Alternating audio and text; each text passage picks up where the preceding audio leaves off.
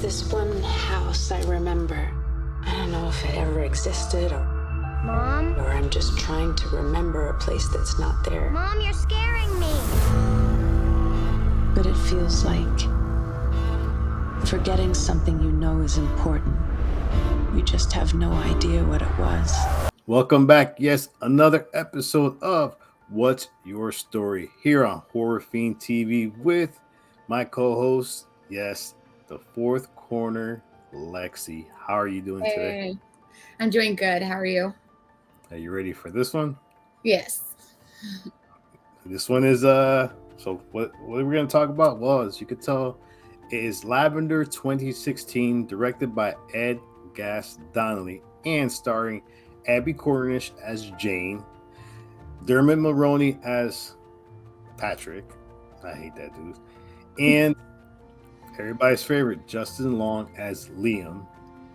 So what is the synopsis of this one? Well, after a car accident, Jane decides to try to get her memory back, but she's led by different hints and clues to go back and revisit a house that she totally forgot about. But what we soon find out is that she's lured back into the house not to only discover her past, but also the monster that once lived in that house or visited the house. So Lexi, let's jump right in. So me and you are big fans of story styled horror movies, Right. and even if you read any novel or short story book, it's always the hook. Right. And this one actually did a good job at the beginning. So what were your thoughts the way this movie started, as far as did it hook you into like what basically laid a foundation for the rest of the movie? So yeah, I really liked this one.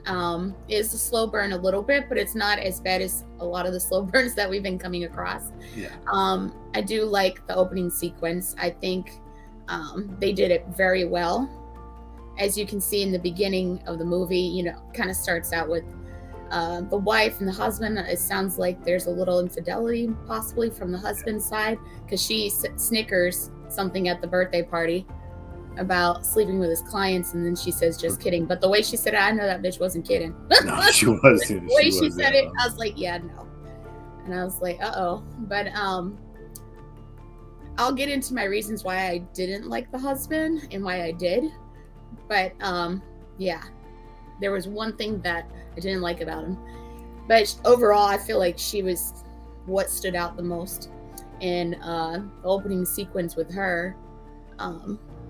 You just didn't know where her character was going. She was upset, obviously, with her husband, and then she had her own issues. I don't know if it's, and we'll get into it, but I don't know if it's like, is it depression? Is it, we don't really see like snapbacks from her or flashbacks from her. No. You would think this type of movie would have flashbacks with her, but in this case, she can't have any flashbacks because she forgets, and we'll get into that as well. What did you think of the opening sequence? I kind of like the way it started. Like, we get the whole, Patrick basically working on the farm. Cops come and tell him, "Look, your brother's family," and then they cut into basically the house. And I like that whole freeze frame. 4, 3, 2. Oh, yuck. Where you walk through the whole house and you're going through basically a crime scene. Nobody's moving, nothing is being touched. And unfortunately, we see the bodies of a child and a woman. And then it goes into this little girl in the corner holding what looks like a little blade. Yeah. And the cop trying to reach for her. And then we fast forward 25 years later. Now, one thing I found interesting was the fact that Abbie, like you were saying, she was going through, looks like big time marriage problems. Yeah. And she had this fascination for taking pictures of abandoned houses where nobody's living. Which I thought she had this whole phrase when she's being interviewed, and I'm gonna read it because it's a lot to read. So right, I liked her whole phrase and reason why she liked taking pictures of houses. Go ahead. So she said basically the houses are like epitaphs. They're glimpses of life of a life once lived, echoes of the people who once lived there. When after watching it like the first time, I didn't pay attention to this, but then watching it the second, third time, like hold up. She basically just told us basically a bunch of foreshadowing of what is yet to come. And I liked that. I liked that a lot. The fact that you got more of her character, and I agree with you. There was no flashbacks in this movie, and I kind of like that though. Right. You know, I felt like the flashbacks were surrounding her, so to speak, than they were flashing back. What would have been flashbacks were all around her, signs coming towards her, but it wasn't a true flashback where we get the behind the scene or behind the story situation. So for like what's her story, it's surrounding her. So I loved the setup, the whole beginning. Perfect. It kind of reminded me with the whole that everything takes place around her at the present time. To the last movie we did was Oculus. It's almost the same thing in a way where you have all these flashbacks, but they're taking place in the present time instead of going back, and that kind was of cool. Similar to an upcoming "What's Your Story" episode too. Yes, we're gonna have some great ones coming for you guys. Now you spoke about the memory loss. So what happens she basically gets into a car accident.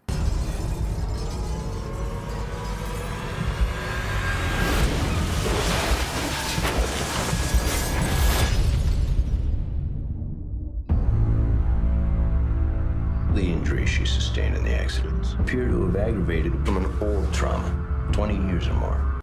Now, she loses her memory, and one of the things I found like curious and I kind of found fascinating is that her daughter Alice kind of played a huge role in her putting these pieces back together as far as, you know, what happened in her past and the connection to this house. But I got two questions for you then. Do you agree that Alice helped in her mother's recovery? And two, what did you think of the supernatural elements once they moved back into the house? I didn't think of it as Alice helping in the recovery. I did not put it that way. But now that I'm like thinking about it, it does kind of help her recovery because she can hear them. And I believe she can see some of them. We don't get to see that she sees them, I don't think, but she's definitely talking to someone. You see in the beginning, like I mentioned, you see the when she's taking a picture of the house and the daughter's talking to someone through the field, and you don't see who she's talking to, but the supernatural elements also surround the two. Yes. With the mother seeing them. Well, let me actually back it up. So the mother's getting signs first, right? She's getting these little boxes with the red ribbon. She's getting, what are those things? The jacks. Yes. That God knows how long that's been since I've played those. But she's getting signs in the box, like the jacks, the pictures. And I kind of want to speak on Justin Long real quick because I felt was more huger to her recovery than the daughter. I didn't even think of the daughter being part of the recovery. I thought it was more Justin Long being part of the recovery because he really guided her without even her realizing that it's actually her father guiding her. Like I said, the flashbacks are surrounding her. Her father is the one guiding her. I felt like, the daughter came in and said a few things and she heard this or she's seen that or she's, we get pictures of her talking to somebody, but I didn't think it was part of her recovery. That's just my opinion. But I felt her father, aka Justin Long, was part of her recovery more than anything. And then you get to see her other family members kind of surrounding her. Yeah. Now, the only part that bothered me about the supernatural element was when her little sister, I don't remember the little sister's name. Susie, that's right. Yeah. Was running around, everywhere. And she's chasing this girl. But I guess the only really horror part of it was her turning into this demon under the bed, grabbing her foot. And we didn't need that part. We didn't need her to be an evil little girl. Because we don't get to see that evilness ever again. Right. throughout the whole movie. I thought they could have thrown that scene in the trash, to be honest. But I liked it overall because, again, the surroundation of the supernatural was around her the entire time. Yeah, even when she was in the even one of the accidents, you see Susie in the middle of the road. Mm-hmm. Two, Yeah. when she's in the hospital, you know, once again, Susie's running around and she goes after her. There was a connection between Alice and Susie. I felt like Susie spoke through Alice to warn her about what's in the house. Yes. And there was one scene where Jane woke up in the middle of the night and she thought she heard somebody talking, and then next thing you know is the next morning Alice tells her, "Mommy, I'm sorry that Susie kept you up." Yeah. And she's like, what? And then there was another scene where she starts chasing Susie and she ends up going in the closet. And there's Susie, and then you see her, like a hand come out and touch her in the back, because I think they were playing at the same time. I think that's the time they were playing. You know, she was like, that's the part I was talking about, where she was kind of getting demonic, and it wasn't a demonic thing. It was her sister trying to reach out to her. But why make that part? That's the only part that should have been omitted from the movie, period. Because it wasn't a demonized type of movie at all, because you don't see that evil side of it. That's the only. It did not need horror for this one. This is more thriller suspense to me. That part could have just been thrown in the trash.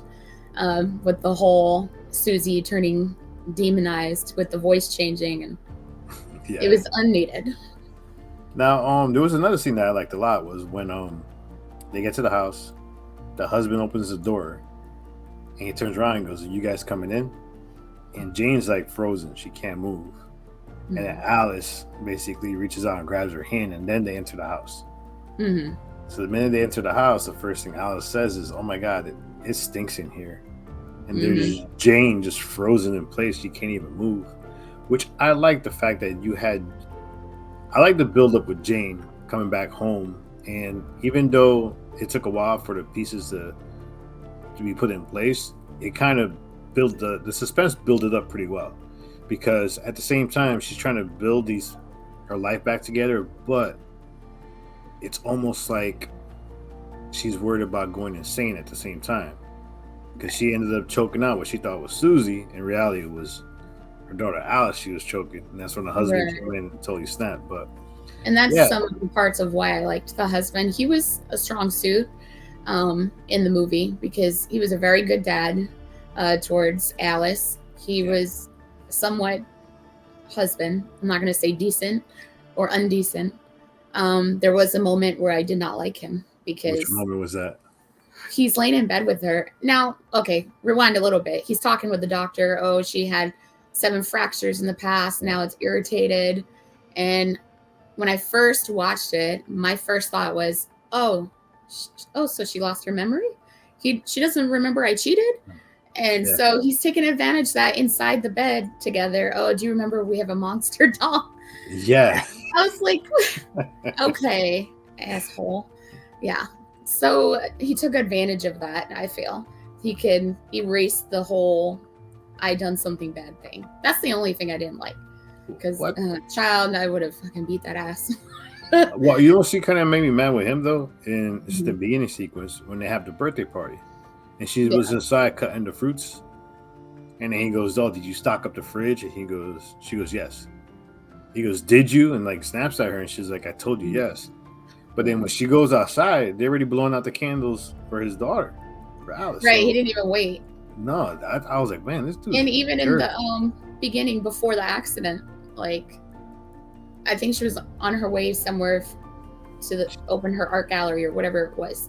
And then he snapped at the breakfast table saying, "I thought you were taking her to school." Yeah. It's like, little things like that, narcissist at its finest.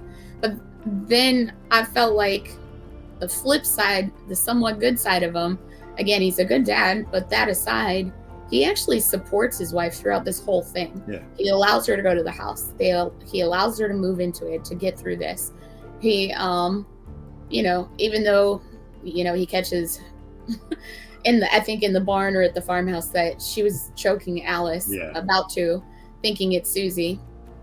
but he's still like going through these motions with her. And then oh she's with Patrick, and then they're running to like, he was there for her. He was. Yeah. You can't. I don't like him though. No, all right, so you mentioned two names. You mentioned Liam, Justin Long character, and Patrick. Now, what did you think of the twists and turns in revealing what actually happened to Jane when she was a kid? Towards the almost middle part to the end of the movie. Yeah. So when I first watched this, I did not expect the Patrick character to be the killer. I really liked that I got to hate him, because I really like him in My Best Friend's Wedding, which is a romance I won't admit to watching. But yeah, I did not expect that at all, because the motions of the movie makes you think she's the crazy one, snapped, and she killed them. And even the news article when she was in that little shop said, "Did Jane snap?" And so you're thinking, oh man, she's about to find out she murdered her whole family. And the opening sequence makes it look like she murdered the family, because everybody's dead and she's got the knife in her hand. And so, yeah, you really think it's Jane. And the twist was it's her uncle, who is a chomo. And I'm like, oh, that was a weird twist. And I was shocked. That was very disturbing, the fact that it revealed that he was basically molesting them. Yeah, so that was I didn't see that coming, because even there was a scene where when she got back home, and he goes, "Listen, I got really ask you something. I got to say something. Just get off my chest. About the foster care thing. I didn't think I could raise a child and this and that. But in actuality, what ends up happening is she ends up falling with her father, and then that's where she got the injuries, and then he kind of walked away. So I was more like, all right, so this dude was more worried about she remembered while he's taking care of her. And I'm shocked that he didn't take her, because he could have had the child the whole time, which I'm so glad he made the decision not to, because that could have been a whole different story we're going to be talking about today. That could have been a whole different story.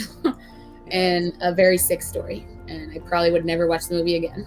No, I think it would have went way over the top if that happened. Yeah, no, that's too tough. And so, yeah, I did not expect him, because the things he said. So she's even the part when she was like, "Well, did I kill them?"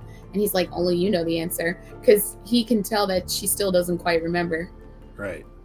And then, did you catch the words that he said to Susie in the flashback, sort of, to what she was saying to Alice at the end of the movie?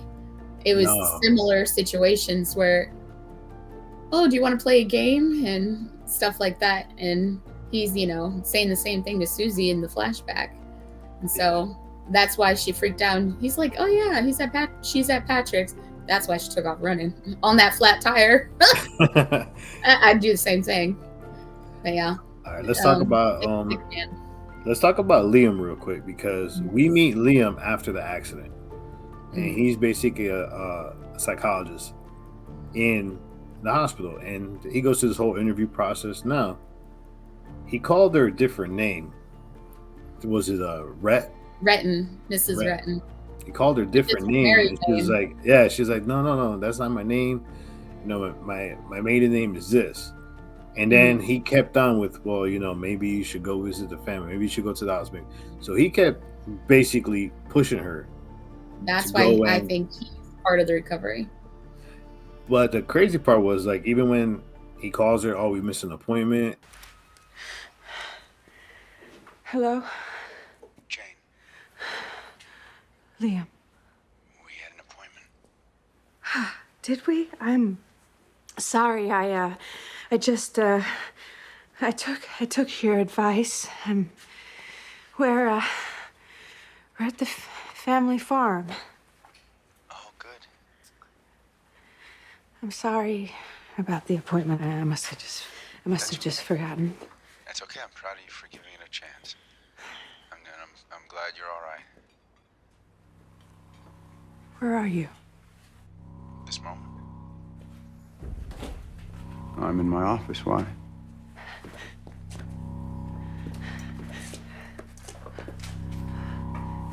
Jane, I gotta go. I have a patient, but we'll talk soon, okay?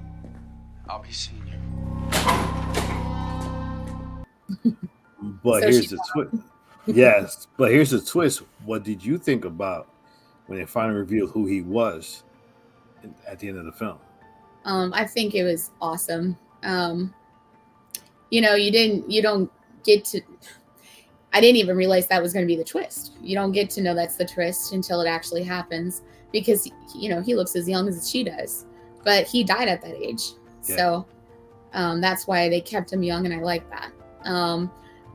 But first glance of the movie, you really think this is the psychologist. He's trying to help her get through this, and he's giving good advice, and really he's the flashback surrounding her, guiding her through this whole ordeal, and it's her father. And I think that's beautiful, because it shows that he's the father who couldn't be there, because, you know, he came home drunk that night of the whole massacre. Yeah.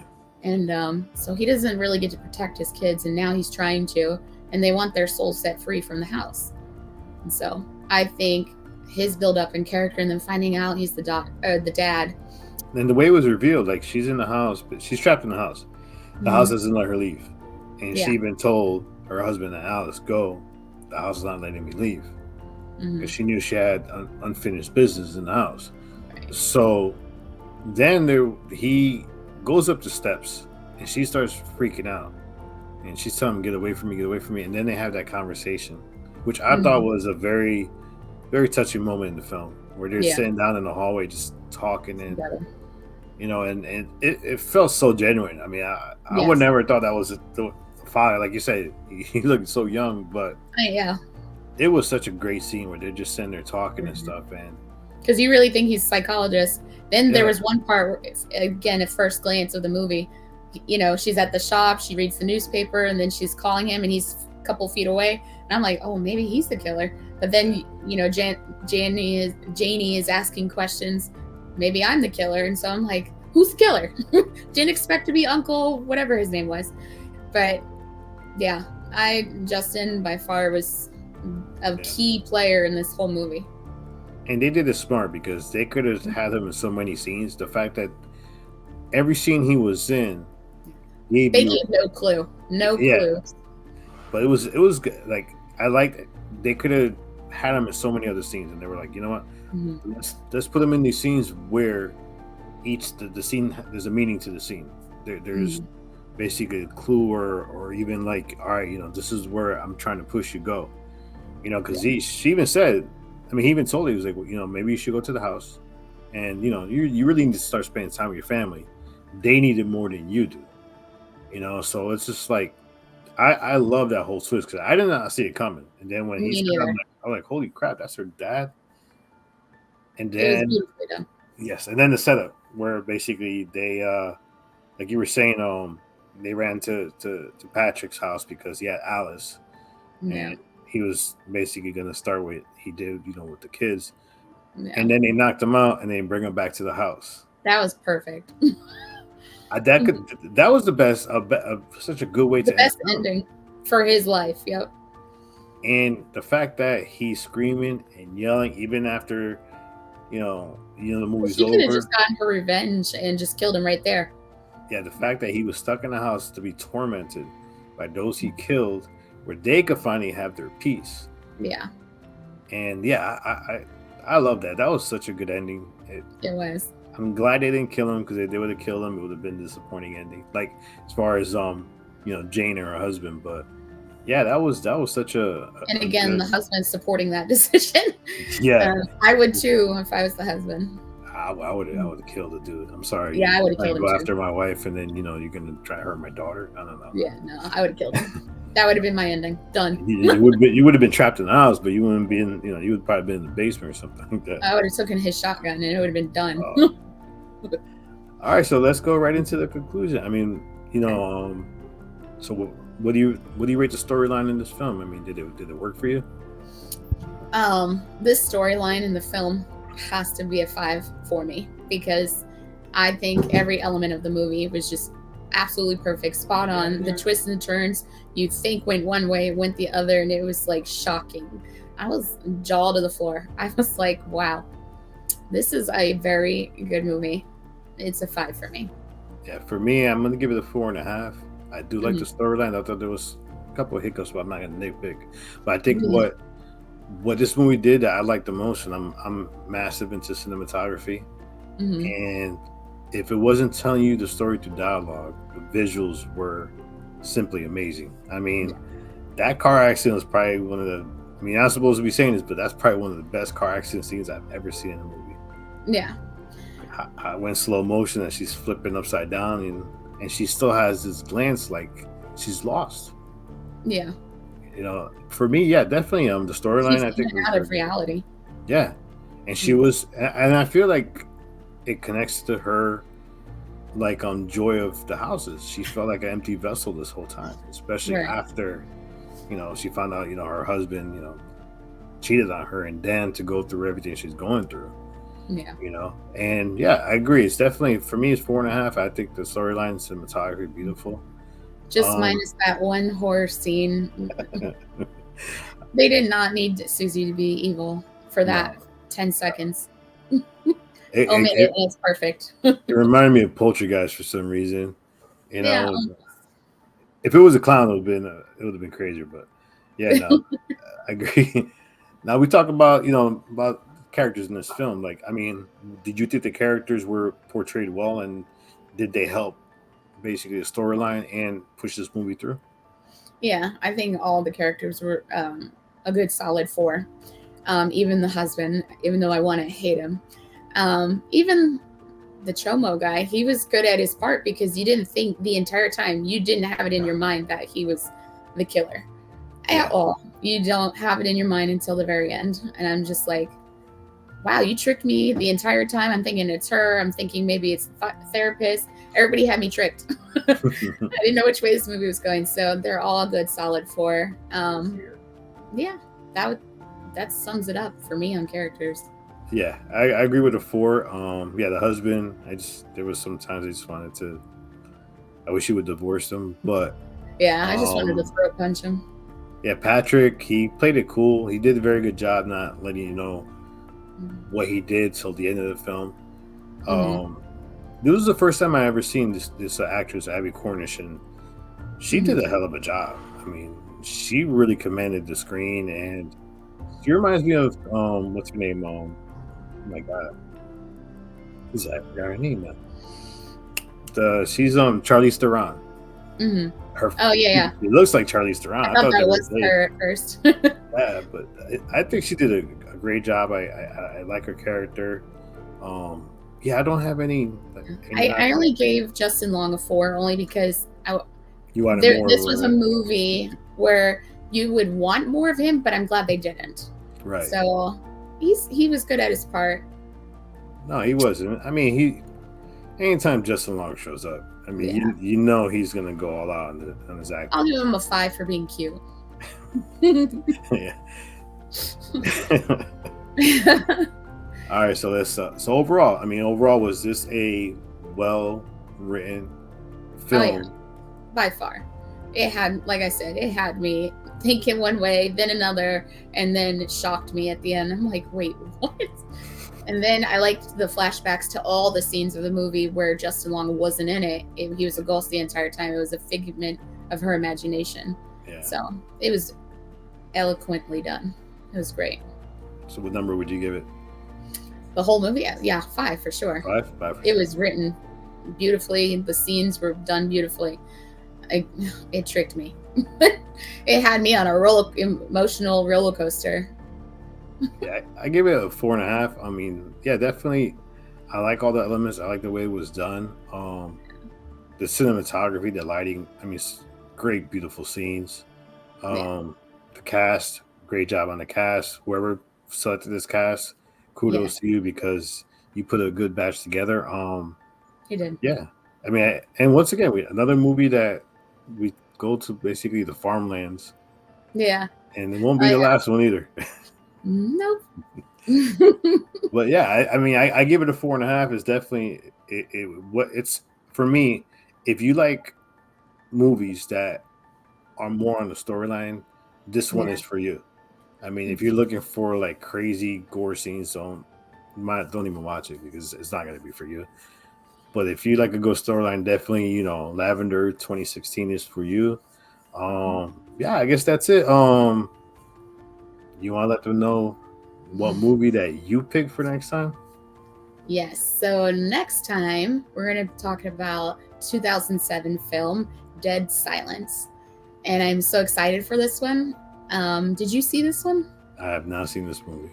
Okay, so I'm kind of interested how you're going to think about this one. This one I grew up on, and I was sad because I thought it was gone forever. I'm like, nobody's heard of this movie ever, and then I couldn't find it anywhere, and then more streaming things started coming out years later, and I finally found it, I think, on Peacock. And so, yeah. And I was like, what? I've been looking for this movie for years. And so it's one of my all-time favorite. Nice. No, I never watched it. Not a looking top forward. 10, but it's definitely one that stuck with me as a child. No, I mean, I think that's always good because, I watch too many movies as it is since I forget what I watch. But the fact that I know I never watched this one is definitely is going to be a good. That's 2 in a row. Yeah, it is 2 in a row. I mean, you're probably one of the only person that could catch me on movies I haven't seen. But yeah, I mean, definitely. So, Dead Silence 2007 currently streaming on Peacock. You can find it. If you find it anywhere else, let us know. But definitely, we'll do that one next. It's in case you don't know, me and Lexi, we take turns picking movies, and so far, I think the movies we picked have been very captivating, and we like them. We like the story they tell. So story-driven ones, yeah. If there's a movie that has a good storyline that you want us to review, let us know. Comment below, and drop it. We'll definitely review it because this is what we're here for. We're here for watch these movies, and we love watching movies like this. Yeah, for sure. And I'm Dead Silence has a good twist. Nice. No spoiling. No more. No spoiling. Nope. I'm excited for it. All right, so that's it for us. So this is JR. That is the fourth corner herself, Lexi. And this is our third episode of What's Your Story? And like I said, we got a couple more coming your way. Please hit that like button, subscribe to the channel, share us to all your friends because we have a lot more coming and some very interesting movies that we have up our sleeves. So JR, Lexi, We out. peace.